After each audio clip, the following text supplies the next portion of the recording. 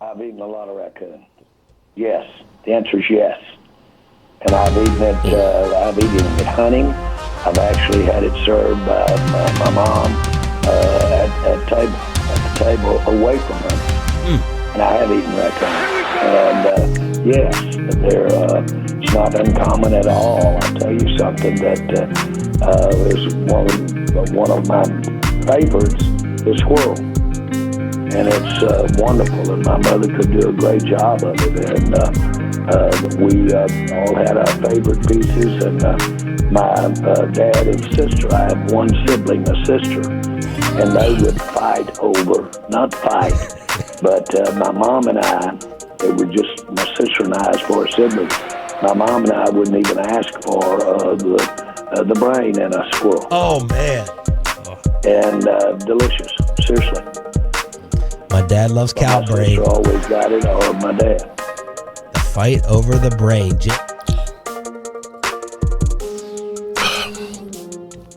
Well, hello, good people. Mark Holmes here. Of course, Joe Boo is not. He's at the Red Brick House holding it down. But I got Joe Bear. And as always, I want to say thank you all for watching, commenting, subscribing, and being part of the Joe Boo Sports Report. Without you guys, as well as you ladies, you know that this literally does not work. Let's get open for business here, and let's wake up the football gods. And let me thank everybody on all sides of the fence, as far as Cowboy fans and Eagle fans and Washington fans, and everybody who has given me their thoughts and prayers and condolences on losing my dad. You may wonder, why am I here this morning? Because if anybody really, if you know me or around me, you know, people will joke about how many videos I do a day and things like that. My father-in-law, who passed away 3 weeks and a day ago, always called me Timex because I don't sit still. If I'm not doing something, I feel guilty that I'm not doing something. I always want to make sure I maximize every minute that I have here, every breath that I have here, and doing something. And if I'm sitting around and not moving, my knees get tightened up and everything else, and my mind just goes crazy. So I have to stay busy. And I probably will be busy the day I die.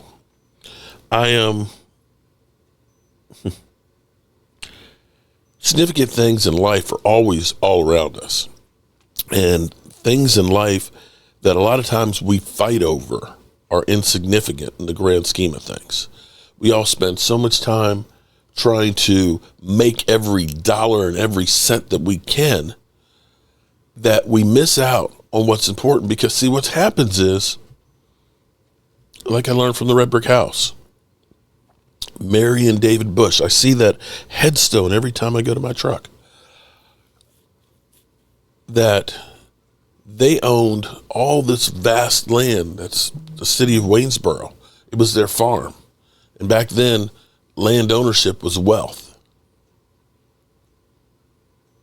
But they're gone. And everything that they had, it's still here. Just somebody else owns it. And so this is the message to everybody is, if you're just there with that rat race trying to make every single cent and more than you need or you'll ever be able to spend, you are really missing out on the real wealth in the world, and that is relationships. I'm not going to look at losing my dad as a loss. I'm going to look at it as what I gained. I was fortunate enough to have a father who was in my life for 59 years. And I want to, I don't know if you guys can hear this.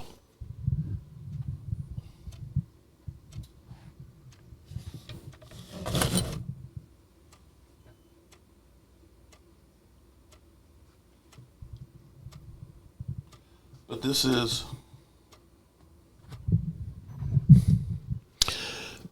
is, I remember being in high school my dad listening to games. On AM 63, Hardin and Weaver, and the Redskins games were telegraphed AM. Were played. They played them on there.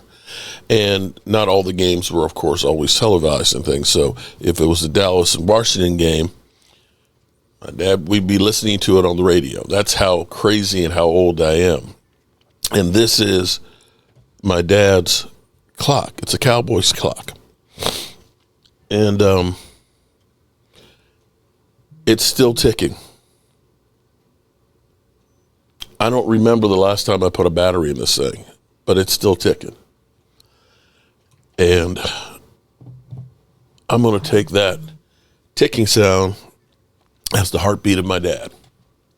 So thank you very much, and we're going to try and see if we can get through this. So yesterday we had the league meetings, and there's maybe some hope for the Cowboys that the moves that we've made, Cowboys, we know the Cowboys suck. Let's be real here. The Cowboys, after what happened last year, have all of us questioning, and I've been a Cowboy fan since birth. My father blessed me and cursed me with being a Dallas Cowboy fan. But you had to question, why are we doing this shit? Because we care more about the team seemingly than what the Cowboys did. You felt like you are literally getting bullshit fed to you. Like Kelly Clarkson in her interview, where she was basically saying, it's win now. Oh, it's win now this year. Okay. And last year, of course, wasn't, right? It's like the same shit that we keep getting, and we keep falling for it like Charlie Brown. We keep trying to kick the damn football, and Larry Jones or Lucy Jones pulls the football away from us, and we go spiraling off into the abyss. And knowing that last year, everybody wants to kill me and say, oh, you said that we had a better. No, I did not say we had a better roster than the Eagles. I said for the Dallas Cowboys to have a chance to win, they were going to have to thread the needle. They were going to have Overshown playing great. They were going to have Mozzie becoming the second coming of Reggie White. I said Sam Williams is going to need to become the Robin to Micah Parsons. And we were going to have to stay healthy. That Guyton was going to become a Pro Bowl Pro Bowl tackle. And that the running back by committee was going to feast. None of that happened. Not even close. And that's the results we got. And we're getting now, of course, the procrastinators, forget it, who are taking the under of 8.5 wins for the Cowboys next year, that they're going to be 7. We got people saying that the Cowboys, they're tanking for Arch Manning, which might be 2 years away. But the Cowboys have done some things differently. And I still say, from the time that I saw it the first time, co-owner is now Stephen Jones' new title. Co-owner. That he is now actually acting like an owner. You can't say Stephen Jones is not acting like the owner of the Dallas Cowboys. He's the one that's out front and center. That's not to say Jerry's not doing stuff. Jerry's supposedly helping work out the deal with Micah Parsons and things like that. But you got to say Stephen Jones is the guy who's the point man now. So we got the league meetings going on right now. We got the coaches that are saying things and the owners and things like that, and people are jockeying. This is the position where teams can talk to each other about possible trades and things like that. So Stephen Jones, shout out to John Machado who tweeted this out. Executive VP Stephen Jones said there's no disappointment that they haven't gotten a new deal done yet with Micah Parsons. We've had visits with Micah, Jerry, and I have. We feel good about that. Now, I'm going to say, if everybody says, well, why haven't they got it done? Well, you got to have both sides get it done, too. I'm not going to blame everything on the Cowboys or on the Joneses. We can blame enough on them to say we haven't won because of them, but we can't blame everything on them. Some guys want to visit. Some guys don't want to visit about their money. We respect both ways. But if players want to come in and talk to us, we got an open door policy, whether it's Jerry or myself. Now, if I'm reading between the lines, knowing how Dak Prescott was about the money, Dak Prescott was like, it's not about the money. I've got great people that handle, athletes first, that handle my contract negotiations and stuff, and they'll work it out. It's better to make athletes first the bad guy than for me to come in and say, you know what, Jerry, I want $40 million a year and I'm not taking shit else. Let the people do their work. That way I can say, well, that's not me, man. That's my agents. It's kind of like people don't understand because people are always saying, fire Roger Goodell. Oh, the owner should get rid of Roger Goodell, man. He sucks. Roger Goodell is doing exactly what the NFL wants him to do. Make them more money and keep them with possible deniability and take the bullets for him. That's what Roger Goodell's job is. They're making money hand over fist, and the owners don't get blamed for anything. It's the commissioner. And that's exactly what Micah's doing. Micah likes to visit, so that's a good thing. Okay, then I was wrong on that one. So Micah Parsons is doing. Forget what I just said then. Again, I've been out of it, and I'm just going through it. Stephen declined to speculate if Parsons will be at OTAs and minicamp if a new deal isn't done. We've had a great working relationship with Micah, think the world of him, and we've had a good visit with him. Feels good about where we're headed. Okay, so that's good news at least. They're talking about it. Micah doesn't seem to have any animosity. This isn't a situation where you had like Russell Wilson who said, if you don't sign me to a new contract by April 15th, then I'll never sign a contract with you. This isn't trade me demands or anything like this. This is recognizing the Cowboys need Micah and Micah needs the Cowboys. What Micah Parsons does, his shtick, doesn't work anywhere else except being in Dallas. He can go to Cleveland. His podcast, ain't nobody going to care about it. Nobody's going to care about his podcast if he leaves Dallas. It's just a fact. He recognizes I need them, and the Cowboys, they damn sure need him, so it'll get done. Brian Schottenheimer on the situation, which to me, this is another situation where it's different in Dallas. That Stephen Jones is playing the role of the owner. Hey, we're getting this contract and stuff done, but it seems like he's delegating to others to do work. Will McClain, the scouting department with the coaching staff, with the players, and the coach is able to kind of be a coach that's not micromanaged. Brian Schottenheimer, I think the biggest thing is don't let it be a distraction. It's going to get done. The year before it was Zach Martin. This is something you are seeing more and more. It's not just the Cowboys that deal with this. It's a league-wide right. The hold-ins, or whatever they are calling them now, don't let them be a distraction. They are professional athletes. The deal is going to get done.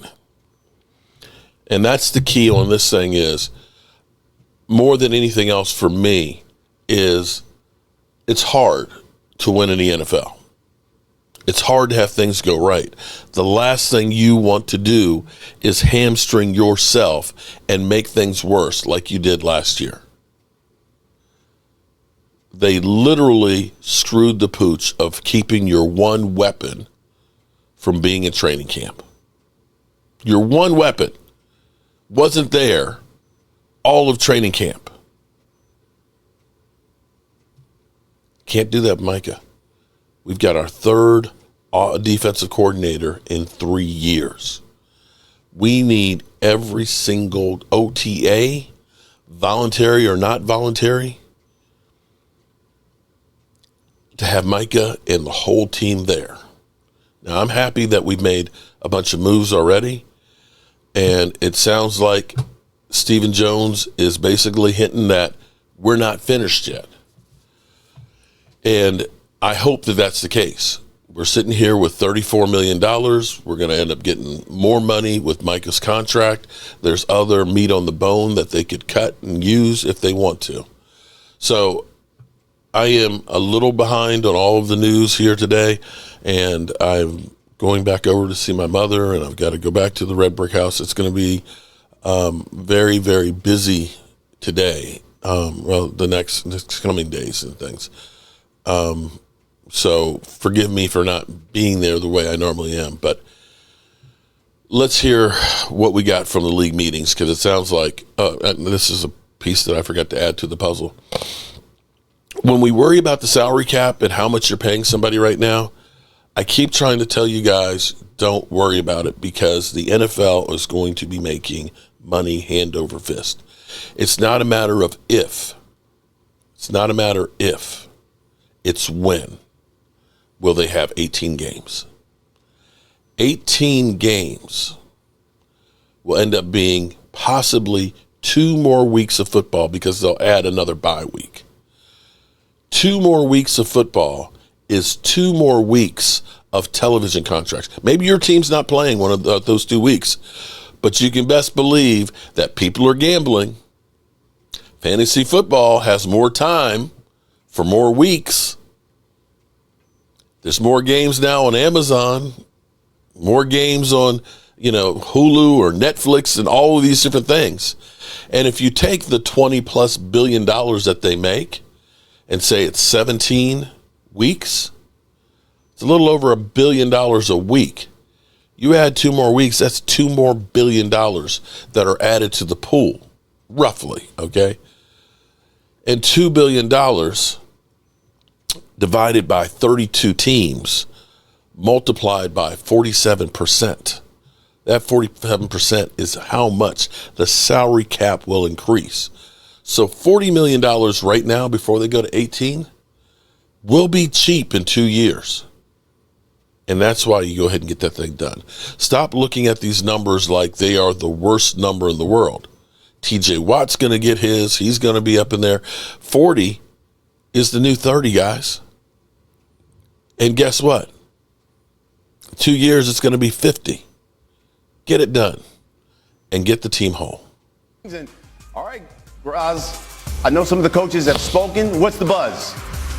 Yeah, all the AFC coaches spoke this morning a short time ago. Couple of items of note. Colts coach Shane Steichen saying that newly signed Daniel Jones and third-year quarterback Anthony Richardson will split first-team reps when the team begins its offseason workouts. It'll be a flat-footed, even competition, and whoever performs the best throughout the offseason will win. Richardson's draft pedigree and the fact that he's been there does not give him any kind of edge, so we'll watch that quarterback battle throughout the offseason. The Steelers are still hoping to have a quarterback question. They want Aaron Rodgers to sign with them. So far, he has not. Mike Tomlin saying that he's not concerned that they're in the player acquisition phase of the offseason, and that can take a while. He said he has no deadline for when he needs a decision from Aaron Rodgers. He also talked about how comfortable he would be if they had to open the season with Mason Rudolph as their starter. And, of course, the Steelers will be looking at the quarterbacks in the draft as well. And then owners will vote on potential rule changes while we're here at these meetings.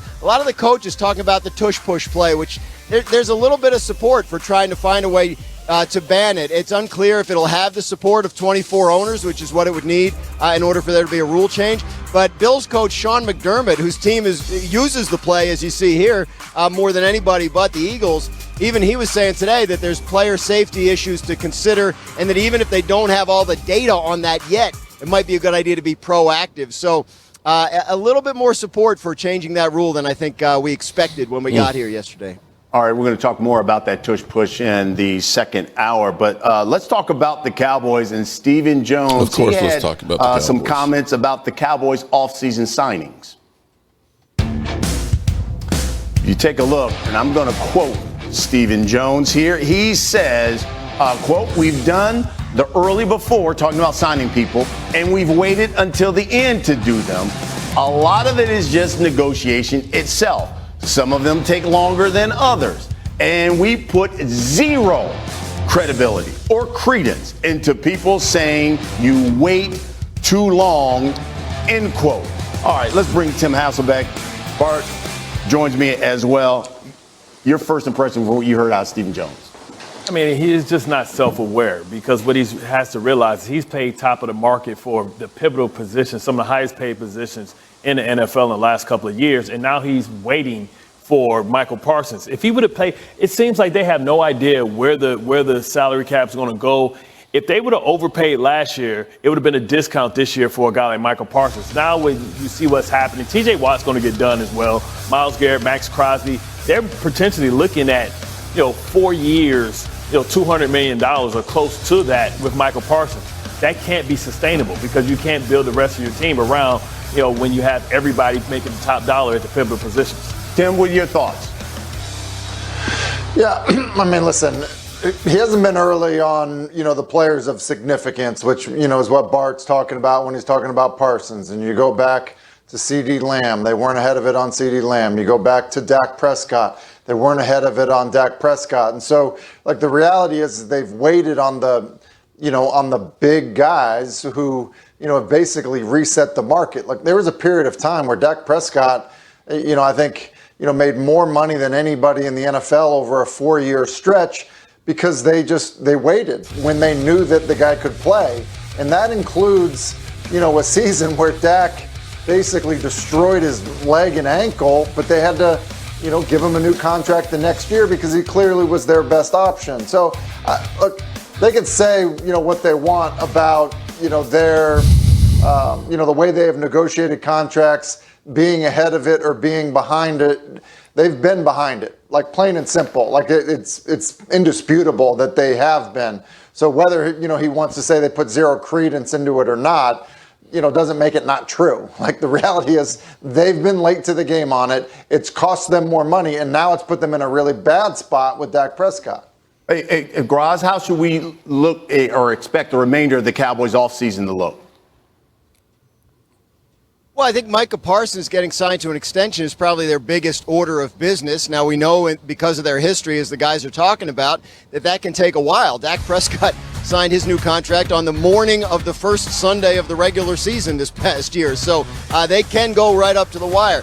I think what you hear in Stephen Jones' comments is something that doesn't get talked about enough in these discussions, which is it's not just them that wait. Right? Sometimes the player wants to wait. Micah Parsons didn't want to do a deal last offseason. He knew that by the time he got to the negotiating table this year, the number was going to be over $40 million. And so he wanted to wait until that happened as well. So I think what you hear when you hear Stephen Jones' frustration is don't just say we're the ones who wait when sometimes the player isn't in the frame of mind to do the deal. But the flip side of that is the Cowboys have created a situation where the players know that if they wait long enough, they're going to get what they want. They know that they're going to get it. Prescott do it, and C.D. Lamb do it, and Ezekiel Elliott do it years Everybody ago. does it. Look, fundamentally, they've got to draft well. They've got to get high-level production out of guys on rookie contracts because they're going to be spending at the top of the market for 3 of the premium positions. We got much more on the NFL coming up in the next. All righty. There we go.